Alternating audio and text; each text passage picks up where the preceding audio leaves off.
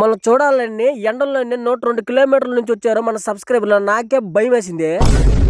Friends ఇది matter ఏందంటే నేను అలా వీడియో పెట్టాలని పోతా ఉన్నానా, ఇంతలో మా సుజన అక్కడ చేరి మావా మావా మావా నడుస్తుంది. ఏందిరా మావా మావా నడుస్తుందని ఏం అని అడిగితే నీకోసం ఎవరో వచ్చారు మావ అని చెప్పింది. నాకైతే టెన్షన్ అయితే మొదలైందబ్బా. ఎవరు వచ్చారు మన కోసం నాకు అర్థమే కాల. నా కోసం ఎవరన్నా స్పెషల్ గా వస్తే నాకు తెలిసిన ఫ్రెండ్సే రావాలి. మా ఫ్రెండ్స్ ఎవరైనా వచ్చారంటే ఫ్రెండ్స్ కదంట నీ కోసం ఎవరో సబ్స్క్రైబర్ అంట అని చెప్పింది. దెబ్బతో కూడా నేను షాక్ అయినా.